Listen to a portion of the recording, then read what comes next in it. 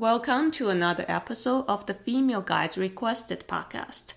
I'm your host, Ting Ting from Las Vegas. Today's guest is Kat Porter, also known as Kat McKittens, the Queen of the Meowtain. We connected through the IFMGA members Facebook group, and I scored an interview with her when she came to Red Rock for work in April. Kat is based in Maryland, where her family resides, but she often travels more than 6 months a year for work and play. She started her career in climbing as a competition climbing coach and had trained athletes at the national level. Her love for the outdoors brought her to guiding, and her passion for high mountains led her to the pursuit of the PIN, that is IFMGA Mountain Guide certification. Kat's energy was radiant. From the conversation, I also sensed how organized and determined she is. She told me about her research interviewing senior guides to plot her plan, her love and realizations about a career in guiding, and her superpower of falling asleep in airports and on airplanes. I had so much fun during this interview, and I believe you will enjoy it too.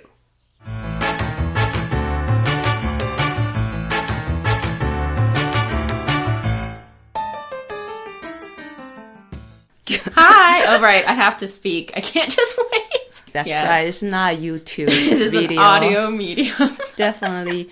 I'm glad that you connect with me. So where did you find me originally? I found you on the AMGA, the Facebook professional page, where you posted about this podcast. And I think you mentioned that you were looking to interview people, and I saw you in Vegas, and I was flying out to Vegas for work, and that's when I reached out. Great. So I have to confess that, since you reached out, it's you are something that I also have no idea. To start with, I usually, when I start this podcast, I interview a lot of my friends. Yeah. So I know a lot of them. But, it's nice to venture out to people that I just have no idea and to learn about their journey. So can you tell us a little bit about what your name first? Sure. My name is Kat Porter, but everyone calls me Kat McKittens. All right. So I was actually wondering that because I have 2 cats. You just greeted them, and I look at your name. I say, wait a second, is that a real name? I joke that it's hecka Scottish, but that's not true. My career, I've been in the climbing industry for about 10 years. A lot of that was coaching and working with kids. And of course, a couple years ago, Facebook was more popular, and they would try to follow me and message me. And that was just keeping worlds separate, for professionalism and safety. So I was talking to my friend, who's a teacher at the time, and I was like, my athletes keep trying to find me on Facebook, and they're like, oh, just change your name. Okay, that's brilliant. She was, and then I just was working the front desk at the gym, and I changed it to McKittens because I thought that was funny and silly, and then it just stuck. And most people think that's my real last name at this point. Good, because when I was talking to my husband, I was like, I don't know what is her real name. Right? And then I even Google, I just like, is McKittens the real last name? Yeah, it's really confusing. But actually, the most silliest part is my full title is Kat McKittens, Queen of the Meowtains. Meowtains? Which is the title I got when I was in charge of a summer camp for like 5 gyms worth of kids. It was a fun, hot mess of a time. And we would label the helmets. Everyone would get a nickname. We told it, 1, to make sure we could keep track of the kids, but 2, also so that if someone had lice, they didn't share it, which was a problem we had at one point. So we turned it into a game, and one group nicknamed me. I made the joke, what do you call a pile of kittens? A pile of kittens. Okay. They're a Meowtain. Meowtain. Okay. So I told them that joke, and they called me Queen of the Meowtain, and that was on my very first helmet, which I wore until I had to retire it, and that I just love it so much. I see. So when we just met at that brief chat, you were talking about that you want to be a mountain guide. Or do you want to be a Meowtain guide? Ooh, I would love to be a Meowtain guide. Okay. Get my Meowtain guide certifications. I know. I mean, it could be a real thing, you know? Who knows? Yeah. So then maybe remind me of, have you climbed in Indian Creek? I have briefly. Okay. They have this catwalk. Yeah, the cat wall. Yeah, and there's Cat in the Hat here. There's many good cat-themed climbs out there. And I do try to seek them out because I think it's fun. It is fun, though. I mean, you know, I love cats, but I'm not going to turn this into a podcast. Meow. I don't know even how to make out the word. I need to think about that. This podcast is actually more about guiding. Yes. Okay. Luckily, I do that as well. Great. So can you tell me a little bit about how did you start guiding, or you start climbing or skiing or whatever that you do? Yeah. I've been in the industry for about 10 years. I started coaching, competitive youth athletes, ages 6 to 18 through the USAC, like climbing programs. So you have like regionals, divisionals, nationals, all of that for bouldering, ropes, and now speed as well. And that was super rewarding. But I loved climbing outside, and that's how I would recharge from the burnout of working in a gym and like kind of refresh my love of climbing. I think if you do what you love, you never work a day in your life, but also if what you love becomes work, it can be a hard balance. And I know every guide I speak to have their own ways of finding that balance. And for me, outside was where I felt refreshed. And that's when I joined we called it the outdoor school for Earth Treks, which is now Movement. And that's how I got my first start guiding outside, just on like the weekends when there wasn't a competition. So it's kind of affiliated with the gym. Mm-hmm. Okay. It's closed down now. COVID took a number on everybody. Even Earth Track, I thought it's big. It is big now, yeah. Uh-huh. But that was like kind of right in the transition where, you know, we went from the owner to then being an investment corporation to now what it is, which is huge. It's crazy. Yeah. I still work there super part-time, just like as a private coach, and stay connected to the community that I love. But I definitely, in the last 2-3 years, I made the transition to guiding full-time outside with a variety of different companies. And that's been really fun. With a variety of different companies. Mm-hmm. How many companies? Because I saw in one of your Instagram posts say, I start from 0 job to 8 jobs. Yes. I was like, that's crazy. 8 jobs. How did you juggle? Part of it was necessity, because I had to step down from coaching because I was in the hospital for a couple weeks. Oh, what happened? It was...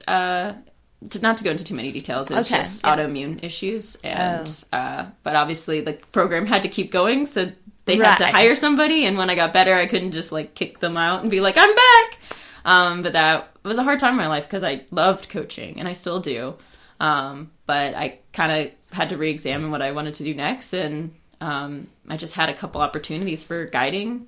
And I think when I had a chance to slow down, I think like a lot of people did during COVID, and like actually think about where I'm going and what I'm doing, I realized that I'd kind of been getting in my own way. Like, I don't know, I didn't think I was good enough to be a full-time guide outside. I didn't think I was strong enough. I didn't let myself conceive it. And then all of a sudden, when everything slowed down and I started really thinking about what I wanted to guide high peaks. I wanted to be in the mountains. I loved ice climbing. I loved doing these things on my own, and I loved teaching. And that made me pursue the path that I'm on now. Why did you think you're not strong enough? I can see that a lot of people I talk to, a lot of female guys, they all have different doubts. You know, not strong enough, or don't feel like they can manage the technical systems, or they whatever, or the family issue or stuff, or social expectation. But for me, that you train climbing camps, and I know that you also participate in camps yourself. So supposedly, I don't know how hard you climb, but at least you climb more than they require in all those AMGA programs. So why do you think they are not strong enough? I mean, that's probably like imposter syndrome and self-doubt that I carry. I know my experience is not unique, but I was the only female coach, and I was the only female ice guide, and I was the only female guide for a while. I was the only, that changed over time, which was wonderful. Okay, but, so even climbing coaches, the female is a minority. Yeah. Okay. For sure. And it's gotten so much better. But it's still like, when I was barely 20. So, I was pretty young and trying to find myself overall. And then to just come in and see these guys like sending like 13s. And I was like, can I be a guide?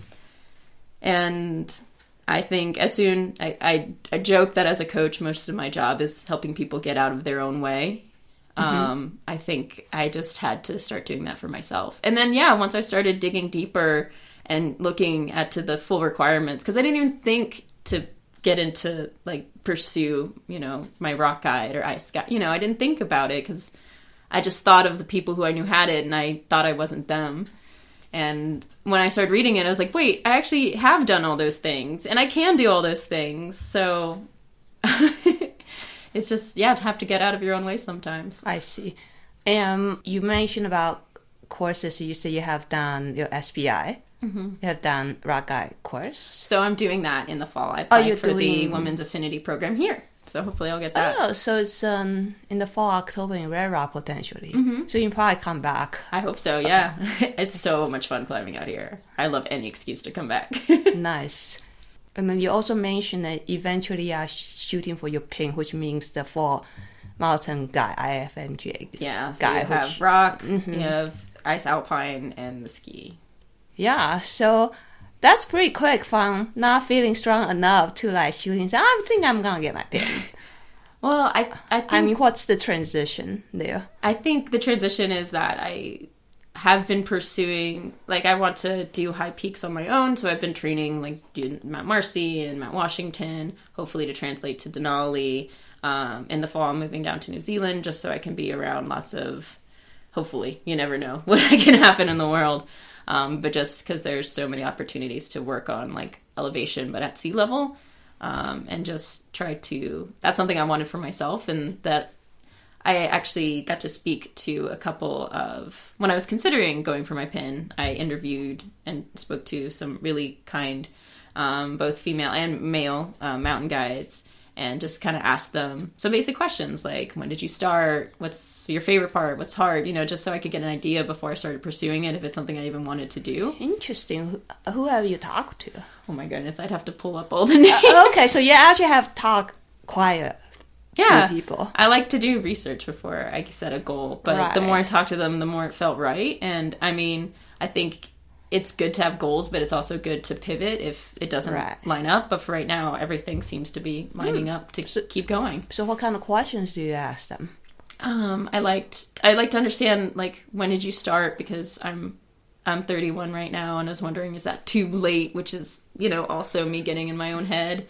Right. And like, kind of on average, how did they get assistance for the program? Like, did they get scholarships, or basically how they paid for it? Because totaling the map, it's about like over $30,000 to just pay for the courses themselves, let alone the travel, the time away from work to take it, and all that. And that's a pretty steep price, at least for what I get as a guide currently. And I know as you go up in the certifications, that also increases the potential for income and stuff. But so you asked about age, you asked about financial situation, and some of their like favorite parts, what they see as like the harder parts, how they see that balancing with their like personal life, whether that be if they have their own family, or if like have kids, or just staying in touch with their own friends and families, because it is hard. I know that when I'm out, I'm gone for like up to 2 months, because I love Maryland, but there's not a lot of rocks there. So I travel a lot, and it just takes me time away from my family, who all live in Maryland as well. So with all those conversations, what's the... I don't know how to ask this question. It's like, is that a gradual point, or is somebody just like, oh, they say something, you're like, yeah, I'm doing the right decision right now, or I'm on my right path right now? I think it felt right that the people I was speaking to, not only they gave me encouragement and confidence, that they said, even based on my answers, that I was thinking about it logically, that this wasn't a whim, I think the best piece of advice is that if you ever feel like you're forcing yourself to get those resume needs, like it's feeling forced and you're just doing it to do it, you probably should look in a different direction. You should be doing it because you want to do those things that also happen to equate towards getting those certifications, which I thought was really good advice. Interesting. And then just from that post that you post on the AMGA Facebook group, I kind of vaguely remember you. Yeah, that's where I started. I was just like, I was saying, I just introduced myself. I was so nervous. I looked over that post over and over again. And then many people reach out to you. Wow. I think because I realized, and why this podcast was so cool to me, is like, for a long time, I really didn't have mentors. I'd had mentors when I started, and they're all really amazing. Like Jeff Mascaro, who does Smile Mountain Guides, was one of my very first, and he laid a great foundation for me. And then East Outdoors is like the current company in the local area I work with, and Tim and Uni are great. But I was seeking for, just to continue to learn and grow more. And I love knowing I don't know everything. I like being the little fish in a big pond, because that's how you grow, right? And I think for a while I just was kind of bumping up on the resources I had, and that's why I started to seek them out, and the community rallied.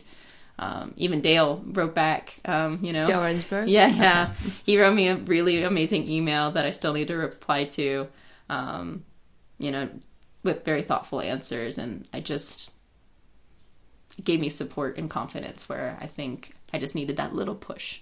Nice. Wow. That's great. Because I was always wondering, like, when people post this, like, so how many responses they get, and then you actually got, like, according to you, it seems like you got a lot of amazing responses. I really did. And then they gave you encouragement, they told you about their past, and maybe some reality stuff? Yeah, they also, because I think the first thing they want to do is, like, make sure you're not going in like disillusioned, like, oh my God, I love rock climbing. It's like passion. Guiding is the perfect job. There's never, you're outside all the time. You're like, well, yes, but. Just that, I think you're like listening to Tracy in the episode previously. It's just like how you can make it work, but you have to be both creative, have like support for sure. It's all about the community, which I believe is amazing in the climbing world, life-changing, family really, and then just being okay with less. Okay. Like living, just not expecting, the mansion or whatever, and that you can make it work. Not a lot of jobs expect mansion anyway. I hope not. Right? Let's come back a little bit. Tell me, like, your work experience about your 8 jobs. Oh yeah, I mean, not all of them are climbing, but a lot of them are.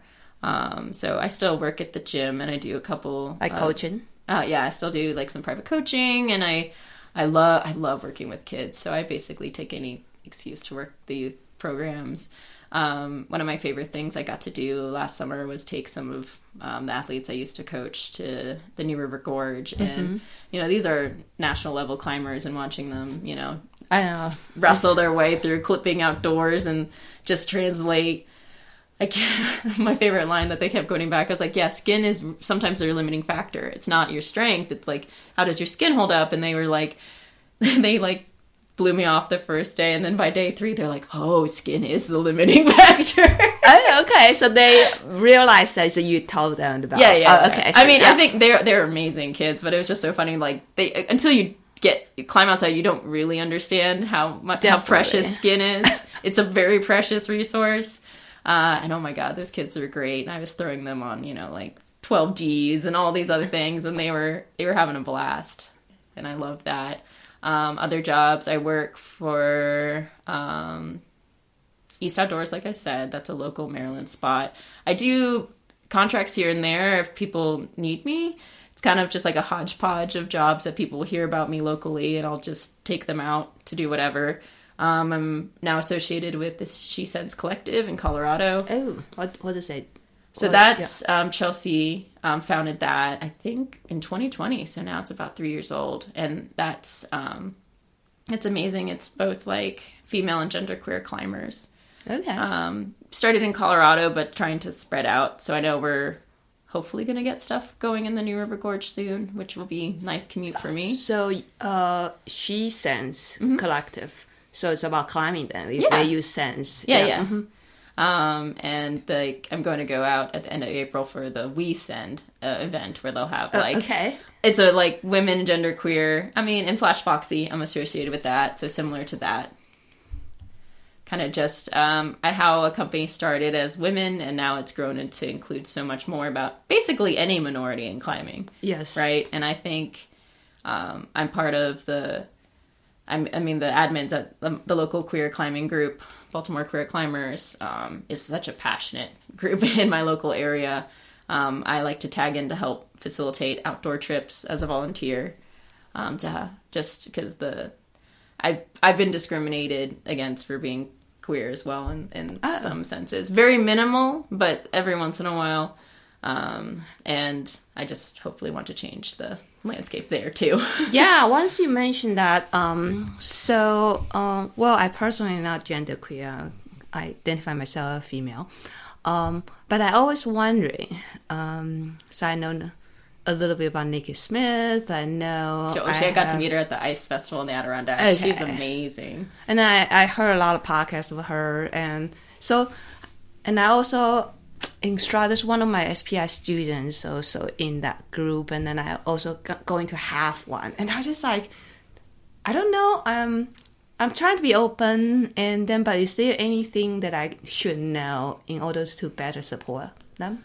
I'm not genderqueer myself. I'm just queer. So I like guys and girls. Right. And when I was dating a girl at the time, I experienced some friction in the climbing world sometimes. But so many more wonderful people. As far as, our trans members of our community and stuff, I think if I may humble myself to try to share what I have learned is just kind of, it's the cool thing is they just want to be treated like people, right? They just treated with respect and, and just being included so they can come as they are. I think certainly I was like, I guess my question is, I'm trying to, just like everybody's a human being. Yeah. That's kind of like the baseline. But I'm worried that I might think about that and then feeling like I'm treading gingerly and walk on eggshell and just afraid I might say something wrong to offend people. But then it seems like it's another form of... Oh, where you're like kind of overcorrecting, yes, and then exactly. They can feel the tension and the stress that you have, which is also not fun, right? I think one way that I try to think about it is like the intention. If you happen to misgender somebody or, slip up on their pronouns or, their name, if they've changed it, it's just a matter of acknowledging it, being like, hey, I'm sorry, I forgot, thank you, and then using the correct, right? And not making it a big deal, but just doing your best and having an intention to meet them as beautiful, awesome humans that they are, just like everyone is, right? Yes, yeah. I guess I just have to be more relaxed, If Yeah. I'm treating them like just a human being, I should be fine. I think just outside of just, it's like remembering anybody's name, right?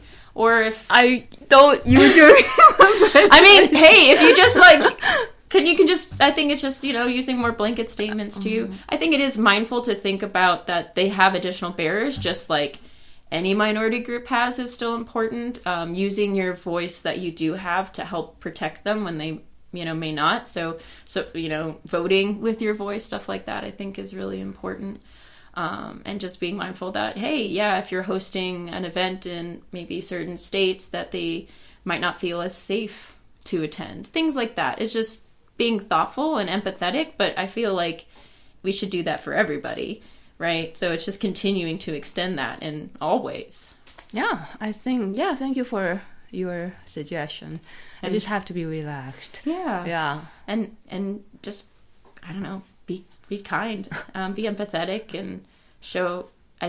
My cheesy thing is I truly believe in people. I don't know if I have a huge spiritual side, but I truly believe in people, and that I believe if you work on yourself and try to make yourself as kind as empathetic as possible, then that's what you're bringing to every interaction, and therefore you can make the world better by changing yourself, which is kind of the only thing you can control.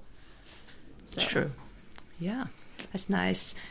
And you also mentioned that you came here, you also work a little bit, right? Mm-hmm. So what did you do, and which job is that? So this job was Explore Chicks, which is... Explore Chicks. It's more of an adventure vacation company. That's climbing specifically, but we do have some climbing programs. Wait a second, I might have worked with them before. You might have. I mean, with the mountain guides. Yeah. Oh, okay. Yeah. So we come up and usually we go to, I think it's the Panty Wall and Red Rocks and stuff. Just because it's most of them it's their very first time. So you start with kind of the easier single pitch, 5 fun kind of day. Mm-hmm. But I really like that company. Honestly, because I get to moms is the shorthand, because it's a lot of people coming from, transitioning a career and I think women are often in caretaker roles, whether that being a mother or taking care of their parents or taking care of their partner. And on these trips, I like to see them rediscover themselves. And then I get to make meals for them. I get to surprise them. I get to mom the moms and take them to really cool, amazing places. And that one isn't strictly climbing, but it does allow me to travel a lot. And I usually am able to do other programs on stuff. Yeah, I see. Either for my own personal fun or I've even been able to add contracts on as well, and that's really helps with the financial side of traveling. Great. And so what's your plan? So since you have talked to so many, I don't know whether they are forcer mountain guides or maybe going to be mountain guides, what do you have a roadmap for yourself? I do have at least for the next year. I find trying to plan outside of that kind of impossible because so many things can change. But I have this season plenty of climbing and other trips, guide plans throughout until end of September. And then I will be hopefully in my rock guide course here in early October. And then hopefully going out to New Zealand. I got my work visa, so hopefully I'll be able to chance to climb internationally, connect with other guides in other countries, because I feel like that's the important thing to do as the international part of the mountain guides. And then in the winter, I think I have things lined up to work at a hostel and ice climbing, guiding, and hopefully associated with a ski resort in New Hampshire to be able to play on the ice and snow for that side of things. Yeah, I think one thing, even you mentioned that Maryland doesn't have a lot of rock, but one thing good about East Coast is they have different seasons. Mm-hmm. So you can climb rock, you can climb ice, you can do a little mountaineering too. And I'm really excited to be closer to Mount Washington because it's a good area to practice skills on a kind of a slightly smaller scale. So then you can take the condition can be really fierce. Yeah, but just being aware of avalanche, I took my Airy 1 and just being aware of those kind of elements, reading, basically, just reading the snow, reading the conditions, being mindful of your human biases and fallacies that can potentially cause those kind of catastrophic decisions that just start with one small thing that then dominoes, right? And I think I always try to tell my mom I do dumb things as smartly as I can. a very interesting expression. Yeah, I just try to do dumb things smartly. I mean, dumb in all sorts of quotation marks, but because I think it's fun and amazing and so, like the best thing you could do. But my mom, I've definitely given her every gray hair she has. Wow. So how's your family? So you mentioned about your mom looking at your career choice. I'm really lucky that they've been only supportive. You know, I started with college and then I was public policy, guided... Public policy. Yeah, so kind of like poli-sci and econ mixed together. I wanted to try to help the most people by changing laws to help benefit them. Yes. And then I got into politics and I was strongly disenchanted and quickly realized that was not for me. Okay. And then my friend introduced me to... climbing at the local gym, and I went one day and then I climbed for 6 hours until I had every finger taped up. Oh, maybe the skin was the issue. Skin is the limiting factor there. I had tape all over my fingers, and I bought a harness and a membership, and I came back every day for 3 months, and they're like, hey, you're here, do you want a job? And I was like, yes, I would love that. So did you see you so often that yeah, you might as well just hire you. She was like, we can't get rid of her, we might as well hire her, I guess.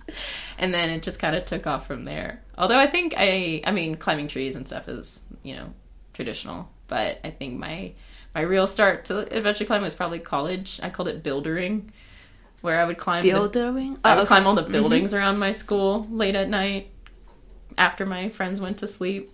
And I had a blast. And you still have your skin? Yeah! I mean, luckily they were bricks and they were pretty ledgy. Okay, you know, like 5'4", maybe 5'3". Right, yeah. Mostly joking, but it's very fun. I just like being up high, however I could. And then I found out that rock climbing was a thing, and it was over. That's what I wanted to do. Awesome. Yeah, you certainly have a lot of sight. That's kind of nice. I miss that when I was younger. I had way more sight when I was younger, but now I'm like jaded.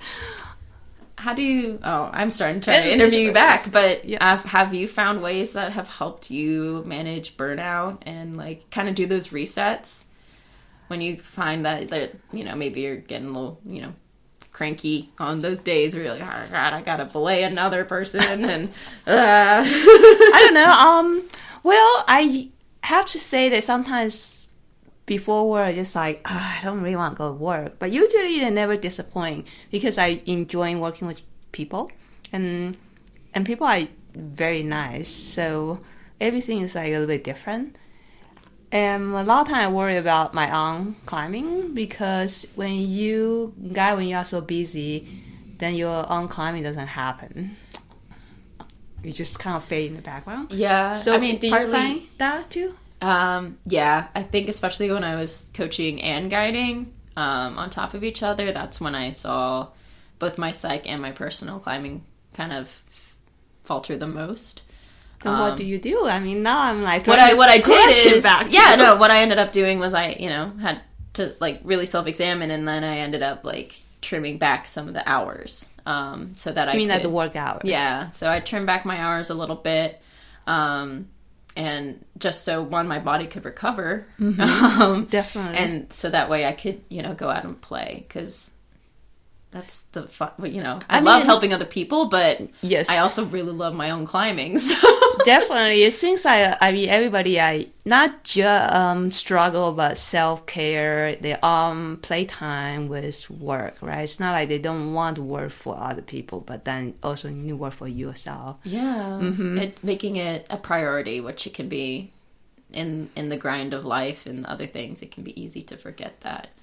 But how your happiness and well-being is a priority. And if you don't take care of that, it will affect everything else, you know. Then I actually have a question for you. It's actually for my is, so you train kids, right? So you definitely, you take them climbing, and then you probably, do you like train them in some sort of like training, there's like some training programs, say with drills, strength training and all that, right? Yeah. So it's kind of a full rounded program. So say if you are so busy guiding, can you still fit a training program for yourself? I have so far. Okay, yeah. So how do you manage to do that? I think it was actually really cool. I'm bummed I don't remember the name of this guide, but I noticed he had on his blog, he posts kind of like a spreadsheet about his time guiding on rock and then his personal time. He kind of gives metrics for all of that. And when I started doing that, and I kind of logged like, okay, once it's hard when I'm on these like long distance travels, like I'm going to be in Peru for all of July, so things are going to have to pivot a little bit. But I try to do lifting at least once a week, if not twice a week. I have my PT time set aside. Big fan of prehab instead of rehab, because as soon as you're broken, everything stops for a while. And I know we all have had plenty of those, and they suck. And then just keeping it fun. I think one of the best things is having a good training partner. So I have my friend Katie back in Baltimore, and she's just she's so fun to train with. Like, she works hard. She's okay showing up at like 5 a.m. to lift and do things before our day gets started. The type 2 fun that I think is fun, but not my general climbing gym friends aren't about that. They want a project. They don't want to do like 4-on 4-offs on the system board and then do, hangs and then go lift and then maybe do, but that I also find fun in that.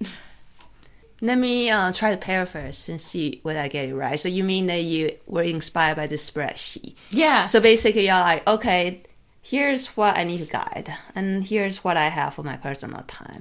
Well, that was how he presented it. But, I mean, for me, I like to keep track of that. And if ever I see one getting far greater than the other or outside of a given range, plus rest days, which are just as important, because we only get stronger through rest.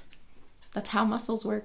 But yeah, so that's how I try to keep time, because we can do loose things. Like, you can do like loose check-ins, like be like, I don't know, I feel kind of tired, but it's probably okay. And then you look back, and like there's one time I realized I guided 42 days straight. And I was 42. I was like, why do I feel terrible? And I was like, maybe because of that. Right? And you're like, oh, and just by kind of being more purposeful in your tracking, and this maybe comes from coaching, it's just like having goals. It's all about setting goals, understanding why you do what you do, your reasons behind, because that dictates almost everything, and then keeping track. And how you keep track helps you kind of course correct. Are you on the right direction, or are you, getting lost somewhere else? She's like journaling your... Yeah. Oh my God, I love journaling. Okay. And I think those are good ways that we can hold ourselves accountable in the craziness that is life. Great. And how you deal with, like, for example, some accidents in life. For example, you're just like, oh, sorry, I know that you don't want to work today, but I really need you to work today. Or something like, the friends just came in town, say... I think that comes down to how do you prioritize things, I think shortly how you make decisions, right? You're like, obviously, oh my gosh, like my little cousin's birthday, definitely a priority. I don't want to miss that, So then if, my work reaches out and be like, hey, sorry, I took off. I'm going to be here for, the birthdays. Because you don't get those back, But on another day, maybe I think being flexible is really important. But you do have to hold your ground sometimes, because it's so easy to just keep saying yes until you've worked 42 days straight. It's also fun, right? We also love what we do. So sometimes it doesn't feel like work, and I still have to remind myself that it is still taxing. Mm-hmm. And another thing I always like to explore is this role model and the mentor and mentoring things. And you have any role models, like maybe some cool mountain guy somewhere or some climber somewhere that you look up to and want to be? I think one of my more recent, but also I think I've followed her for a while, Arlene Bloom. Have you heard of her? What does she do? She's it was a while ago, but she was part of the first all-female ascent of Denali. Okay. They called themselves the Denali Damsels. That was way back, right? Is it? Yeah, like it was, I think they just celebrated either the 20th anniversary in 2020, so maybe it was 1980s that happened. Mm-hmm. And I think, if I'm not mistaken, she was one of the first American woman to summit Everest. Okay. So she has a book that I'm currently reading through. So I'm not finished, but what's the title of the book? I can look it up. Okay, yeah, sure. I would love to know that. Annapurna, a woman's place. Annapurna. Yeah, I think I know that. Yeah, by Arlene Bloom. And now you mentioned about that, I do. See, I told you I'm very bad with remembering names. But yeah. Because I like, in Red Ride, people say, Ting Ting. And I was just like, darn, I forgot the names. But once they mentioned the client, remember You're everything. like, oh, right. Yeah. Mm-hmm. I think it's hard, especially, I think I feel that with guiding, or when I was even working at the gym, I'll hear my name out at a random crag. They'll be like, oh my God, is that Kat? I was like, hi! I don't remember your name, I'm sorry. And they're like, oh my God, do you remember you taught me how, taught my, top rope ballet class in the gym? I was like, I definitely remember. And, sometimes I do, but sometimes you teach so many people, you're like, I'm so sorry. True, yeah. But I'm glad to see you out climbing. Definitely. Right now I'm afraid people just like, oh, you probably don't remember me. I was like, you're probably right. I'm sorry. But I think just the mentorship, that's my favorite part of coach. It's like seeing the progression. You start, starting to teach them how to belay, and now they're at nationals, or maybe they're guides themselves. There's now people that I taught how to set up top ropes at summer camp, and now they're rock guides of their own, and it's just like, whoa, how did that happen? Yeah, so early in this conversation that you mentioned that you didn't have that many mentors.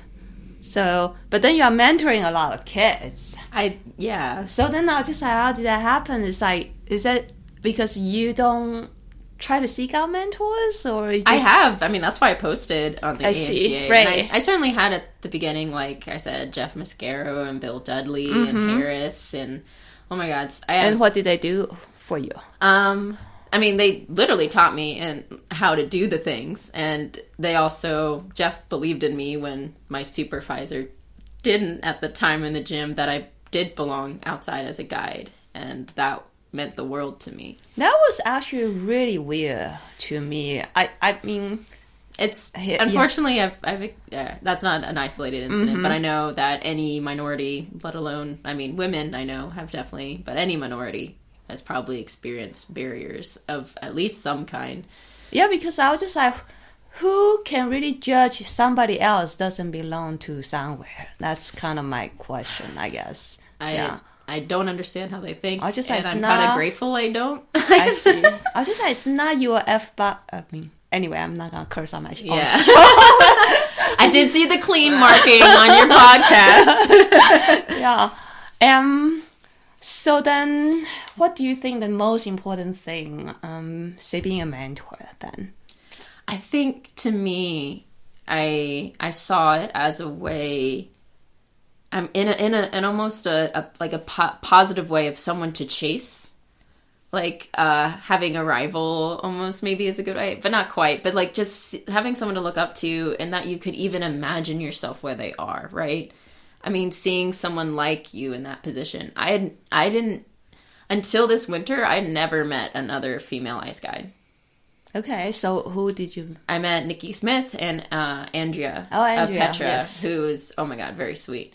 Unfortunately, the ice climbing community is where I've experienced the most issues for my gender. But I don't want to go down all of those rabbit holes. But I'm really proud of how far we've come, and taking actions like seeing Nikki Smith come through and talk and sharing her story. And then I was so excited to be able to help out for the second annual Adirondacks Queer Ice Festival. So I just came out and assisted some already amazing people who set that up, just trying to make spaces where, minority, not cis white dudes can feel comfortable in a sport where the ratios are still mostly skewed in that direction, you know? Yeah, because I imagine for you, say, all those kids, like, you know, we all know climbers can come in different, say, strengths, weakness, and body type. And so you can be very different, but you can all climb really well. Oh, it's so cool to see, right? Right, exactly. From every short length reach type. So like when you mentor, how do you trying to tailor? Is that a word to? Oh yeah, tailor. Okay, it's for like them. Individualized plans, and honestly, that's such a tricky question because I mean, like so much of it is it depends on their age, their stage, and their goals. Their age, obviously, the way I approach teaching a 6-year-old is going to be different than an 18-year-old. The stage is like their training age, like, oh, maybe they're 18, but they only started climbing last year, versus they're 18 and they've been climbing since they were six. And that's a very different, like the load that the tendons can take is much different. Their understanding is much different in terms of how to move their body specifically for this sport. And then finally their goals. That's honestly the most important. And I think the coolest part is a lot of times the kids will help lead you if you're listening and paying attention. Because it's all about what they want. If they want to make it to nationals, we're right there. If their goals is just to be a strong climber or get outside or just be part of a team instead, you know, whatever it is, you have to, and then anything I'm giving them, I try to tie back to that goal. Why are we doing 4x4s for the 1000th time? Hopefully, I don't try to do that all the time. 1,000 times, but 4x4s are a good bread and butter training exercise, right? But like, you know, when it's how you show up on those rough days that really I think matters more than how you show up on the good days. Like showing up at all and just doing what you can, and the goals are what I think help you do that. You know. Yeah, can you elaborate that a little bit? So how you show on your rough days. So what did you see? So like think about it like a training. So, like you can I'd write training plans. You can do a training plan, but maybe there's one day where your period is really crummy and you have really bad cramps, or you didn't sleep well, or something happened in your personal life, maybe a breakup or something happened in your family. And these are all very real things that affect your training and yourself. And it's how you modify. I think the best thing you can do outside of like, obviously you're injured and you don't want to overtrain. Best thing you do is still show up for yourself because that's investing in you. And then you just augment. So maybe you're not doing the hardest workout ever if you're feeling compromised, like you didn't eat well, you didn't sleep well, but you're still doing something. Just show up. Just show up. And yeah, like sometimes you'll do the long approach to your project, even though you don't think you're going to send it that day, but just so you can make some moves. And I think the two quotes that I think I carry and I keep on my phone and I look at every morning is the first one is a promise to keep trying. Yes. And that's really what I try to instill in my athletes. It's like, winning is cool, and obviously feels great, but you lose a lot more than you win, just like you fall so much more than you send. Definitely. If you're just in climbing for sending, you shouldn't be in the sport. Or you're doing things that are too easy and you should try harder, you know? Maybe that's That kind of remind me this quote that I overheard from the gym that I go to, the head route setter. They say, oh, they don't love climbing, they just love success. Success, yeah. And I think if that's what you want, that's a different goal. And right. I can't, and I know plenty, and that's not bad either. But for me, it's like the promise to keep trying and keep showing up as best as you can with whatever you're dealing with. So I messed up my ankle last year, obviously had to augment things. But I still try to show up. And that on the wall, even on bad climbing days, I always try to tell myself that every move matters. That it's not getting to the top, but it's each information I'm getting of the movement. Maybe I placed my foot better this time. Maybe I kept my center of gravity closer. And honestly, at the end of the day, the mileage helps me build like strength and endurance, right? So even if I don't send it, I know that I at least got more information and I improved in some way. Definitely. As long as you're paying attention. You got to pay attention too. Yeah, I mean, you have to definitely change your mindset to a certain, so you will appreciate showing up. And then another thing that I want to live by is I want to fall when I'm doing an upward motion. Yeah, not just letting go and giving up, right? Exactly, Falling while trying for a move. Exactly. There's sometimes I'll take the whip though. Sometimes you're just like, or my favorite is when you put in so many burns, I just like, dirt me, please, get me down. Knowing when to quit and stop is also just as important, but you shouldn't break yourself in any way. True, yeah. But to not try at all, I think, is the worst disservice you can do for yourself. As long as it's something that you want. If you're doing it for someone else, that's not going to last. But as long as it's something you want, just keep trying. Yeah, I mean, definitely if you're doing it for some external motive, I mean, you probably last for a while for sure. But then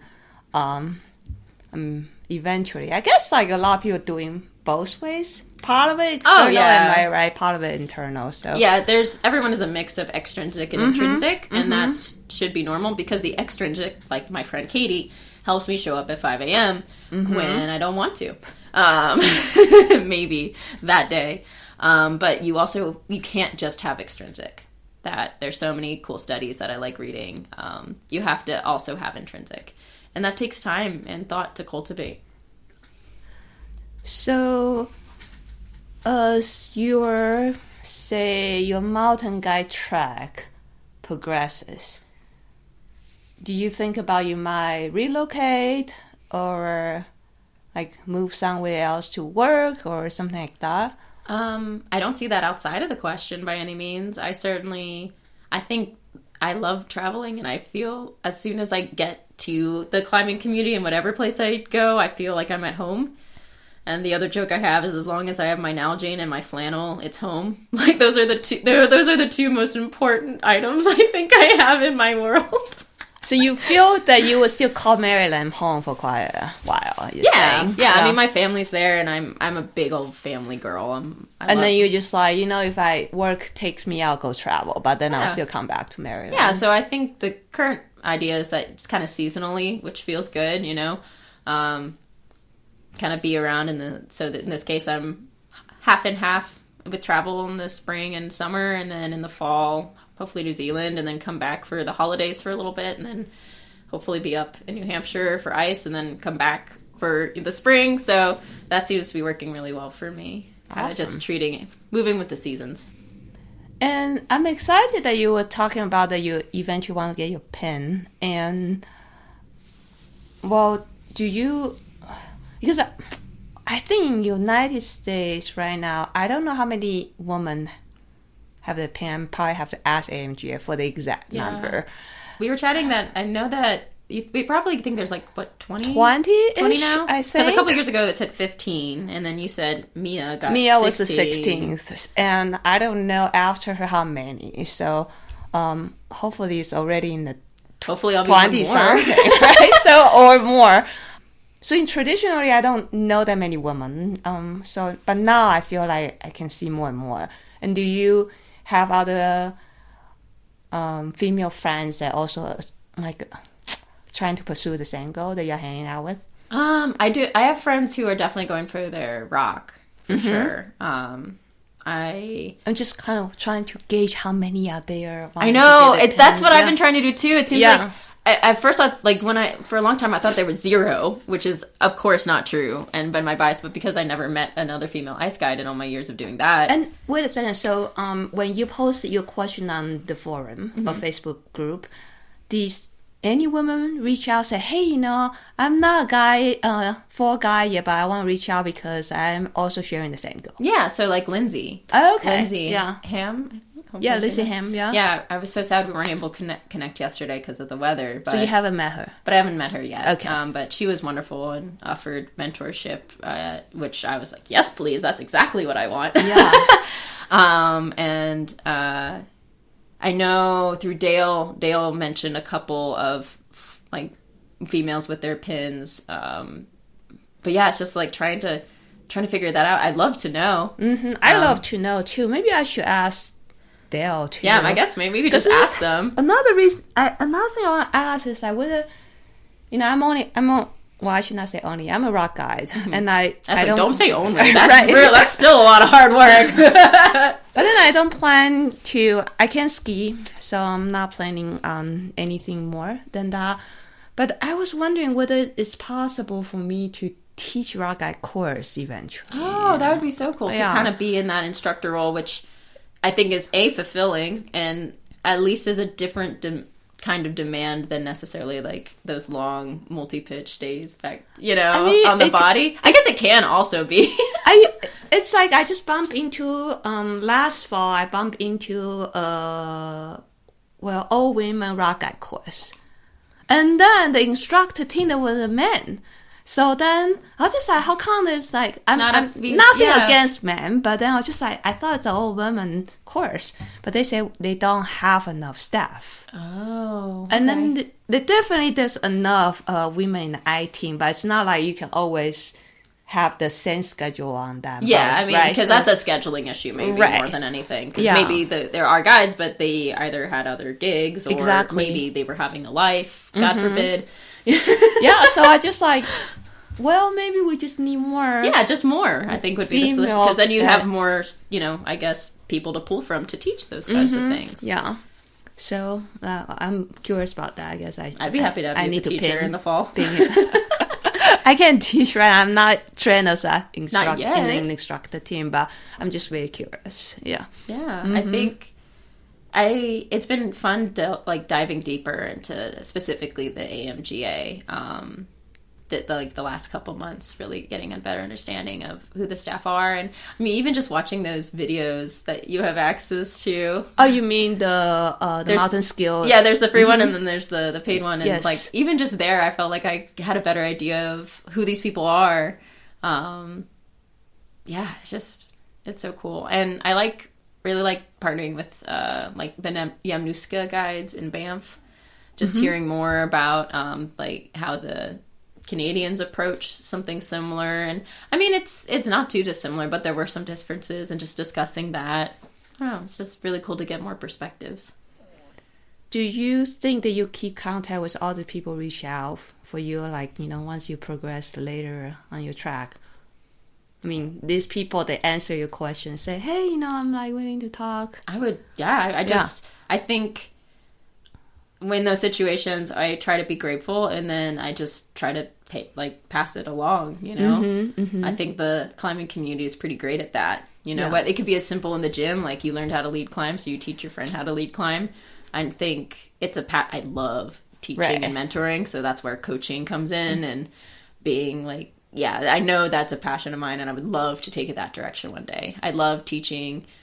We had a similar equivalent of like the SPI program for our summer camp that we had with the state of Maryland, and I love teaching that one. And it's really fulfilling, because then you see their progression and where they go, and then they turn around and teach other people, and it's just, that's the way I think it should work. So you've been coaching for how many years? I think about 10 now. 10 years, all right. Wow, that's a long time. Maybe slightly shy of that. And how about guiding? It's been about 7 or 8 years now. Wow, okay, so it's like more than I thought. I was just thinking about maybe you are like, because you're talking about all these questions, and I thought that you were early on your guide track, but you're actually already kind of in. I think I wasn't ready to commit the financial the like AMG courses, but I'd done certain amounts before the scope of practice and everything that, So you have a lot of climbing experience already, but then maybe not on the formal training in terms of AMGA courses and exams. But what's nice is then, like, I can easily fill out the resume and be like, here you go. Nice. Which is nice. Interesting. So, because, let me think, 1, 2, 3, 4, the 5th episode, I think it is with Mia. Oh, yeah? Yeah. And she started guiding very early, too, but then she didn't think about pursuing the ping until very, very, very, very later. So she has already have tons of experience before that she pursued the ping.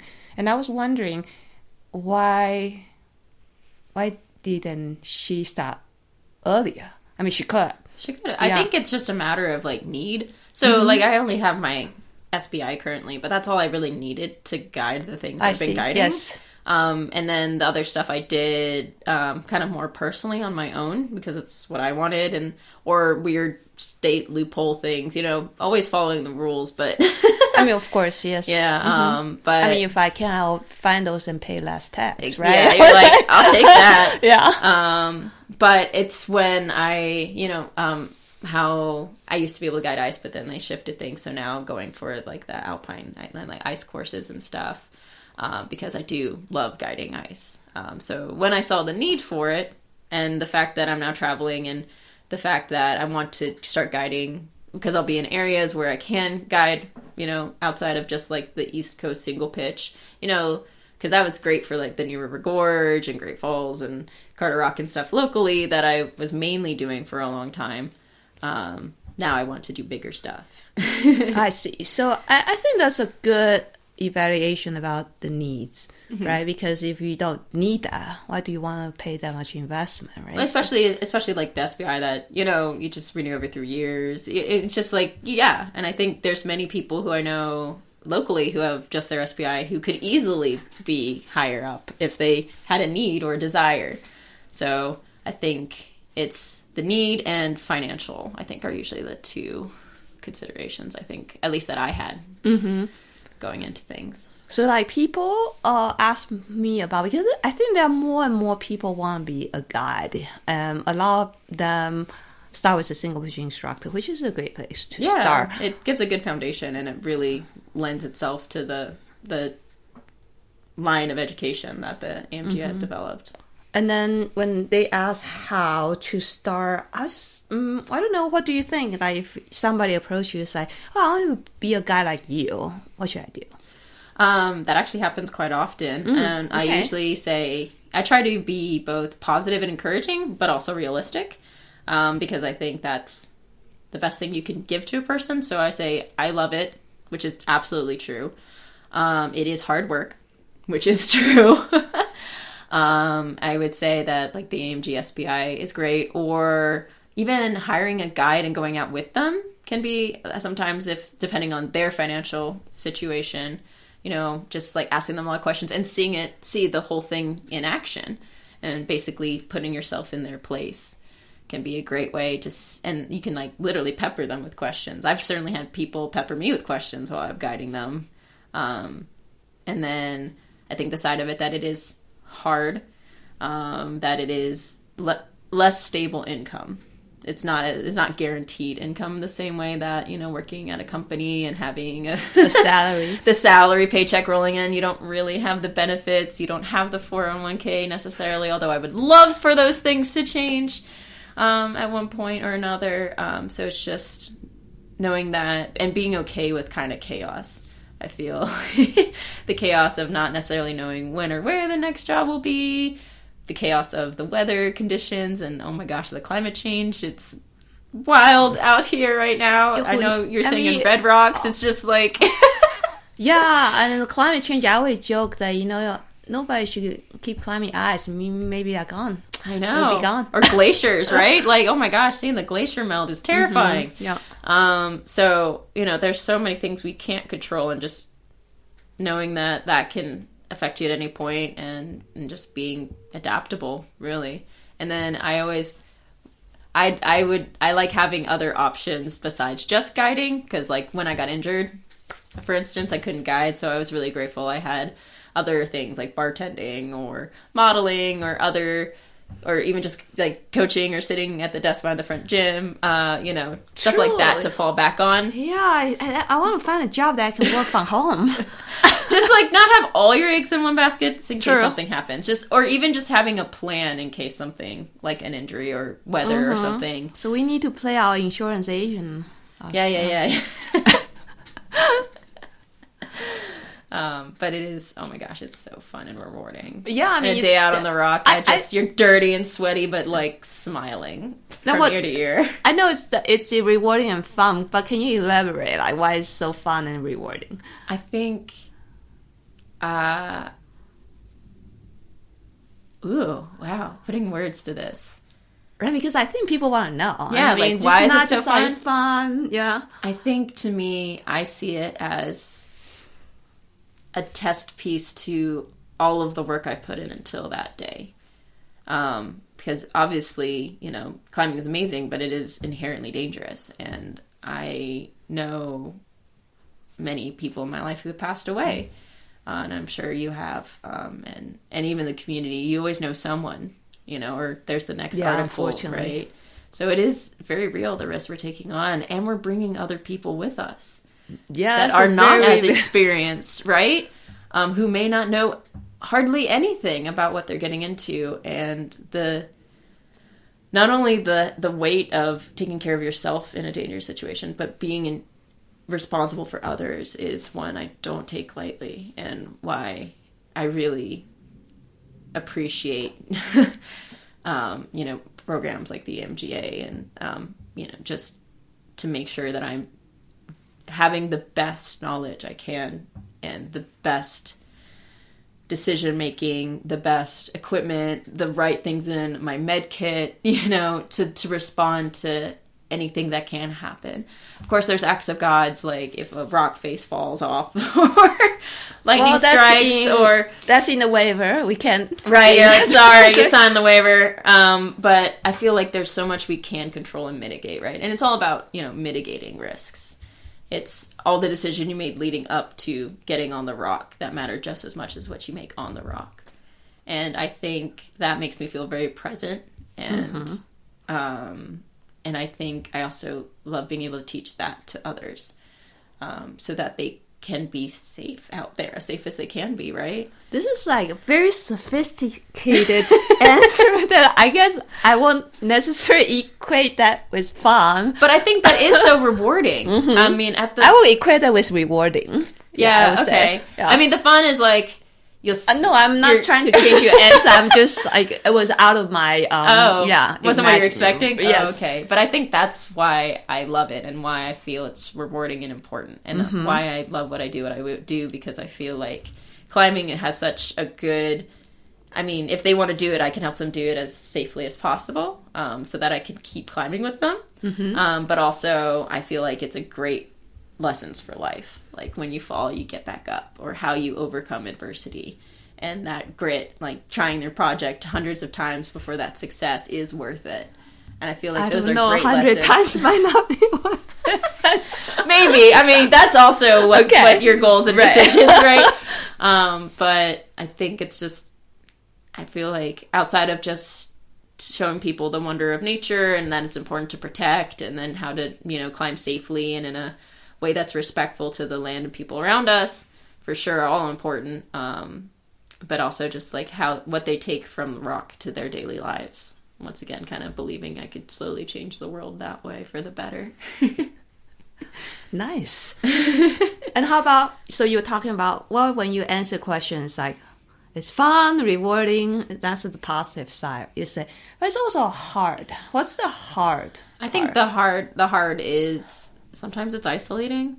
In the way that when I'm traveling, there's a lot of time where I'm just kind of by myself, or like it's, you know, and or just you and the clients out on the rock. And then I think the unstable income is a pretty big stressor, not necessarily knowing, because I've had, like this winter, I had, you know, I was going to be a snowboard instructor, but then I was just sick for the whole time, and I wasn't able to get a paycheck because I was sick and I couldn't work. Right, the whole time. Injury and sickness. So you're just like, well, dang.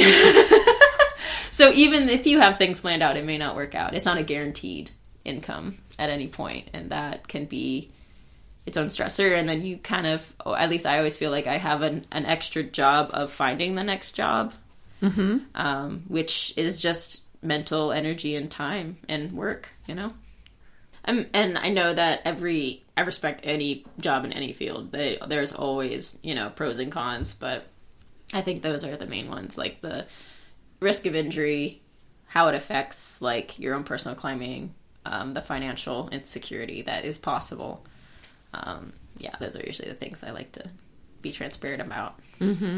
So we pull out a piece of sheet, it's like pros. Yeah, pros, cons. Yeah, and all depends on what that person wants to do. And yeah, that's their goals and their motivation, which is, I think, almost more important than the goals. Why do you want to be a guide? If is it so you can climb as much as possible? I don't know if that'll be a good, you maybe that's not the right role for you, you know.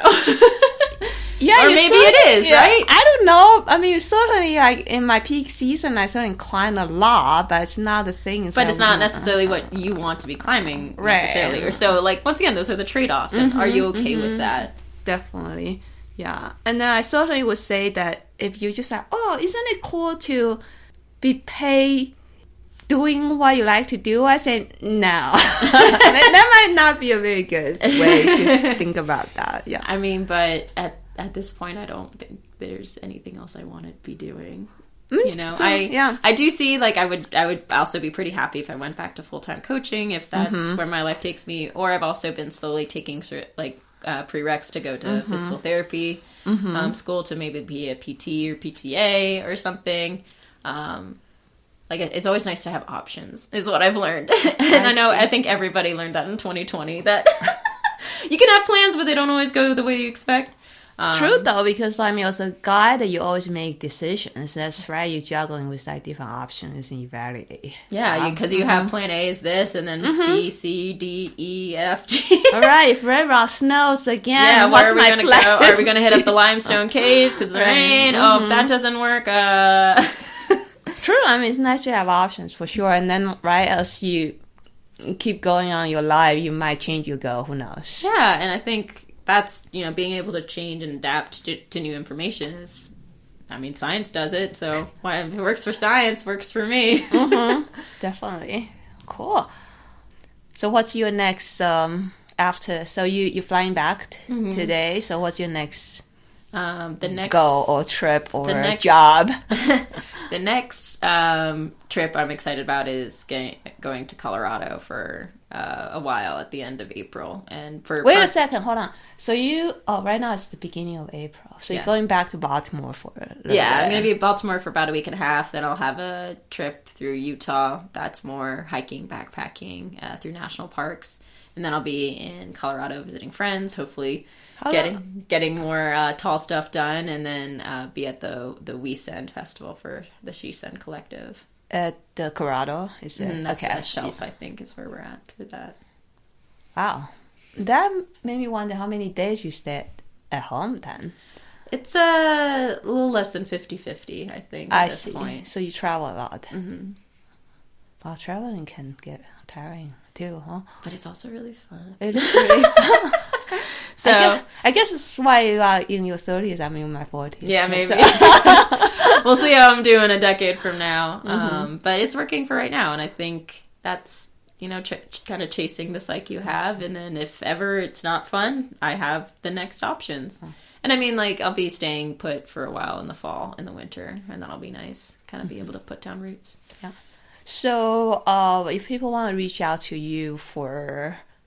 how can you tell me how should I find mentors, or can you mentor me, or can we go climb together? How should people find you? I'm on all social medias, Instagram, Facebook as Cat McKittens. And then... Whoa, wait a second. So when I publish a podcast, should I use Cat McKittens or your real name? I'm fine if you put Cat McKittens. That'd be great. I would love that. So it's Cat with a K, K-A-T, and then M-C-K-I-T-T-N-S.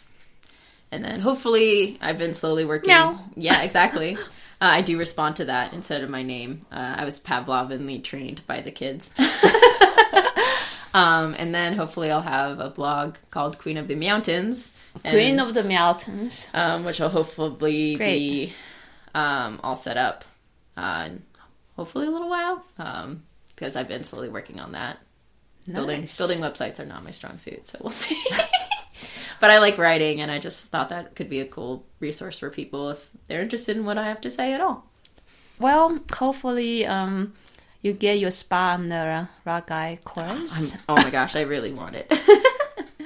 And it's gonna announce pretty soon, right? It's going. I think at the end of this month, if I remember correctly, because I'm sure they have a lot to review. So yeah, hopefully we'll see you back here in October. Hopefully, I love that.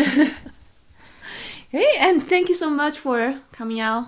Thank you for hosting your me. Way to Any last words that you want to tell the aspiring female guides or whatever who you think they might be listening? I guess. Oh, hi, Mom here. Yeah. Well, hi, Mom. I love you.